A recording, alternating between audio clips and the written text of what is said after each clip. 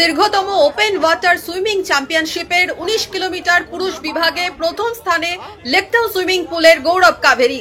দ্বিতীয় স্থানে বাংলাদেশের ফয়সাল আহমেদ, তৃতীয় স্থান অধিকার করেছেন বাংলাদেশের সাঁতারু জুয়েল আহমেদ। রবিবার বিকেল 4টে নাগাদ বহরমপুরের কেএন কলেজ ঘাটে এসে ওঠেন প্রথম, দ্বিতীয়, তৃতীয় স্থানাধিকারী। চরম উদ্দীপনা আর উত্তেজনা ভাগীরথীর পারে। জিয়াগঞ্জের সদরঘাট থেকে 19 কিলোমিটার সাঁতারে পুরুষ বিভাগে 38 জন অংশগ্রহণ করেছিলেন এবছর। এদিন দুপুর 1:45 নাগাদ জিয়াগঞ্জ আজিমগঞ্জ পৌরসভার চেয়ারম্যান হুইসেল বাজিয়ে সাঁতারের শুরু করেছিলেন। সাঁতারুরা ভাগীরথীতে ঝাঁপ দিয়ে বহরমপুরের দিকে রওনা দিয়েছিলেন। সমস্ত কৌতূহলের অবসান হয় এদিন বিকেলে। Bureau report, imagine community media.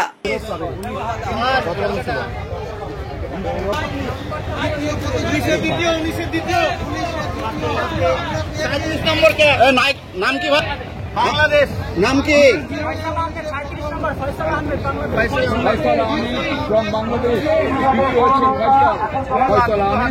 বাংলাদেশের সাথে জুয়েল আহমেদ। নৌকায়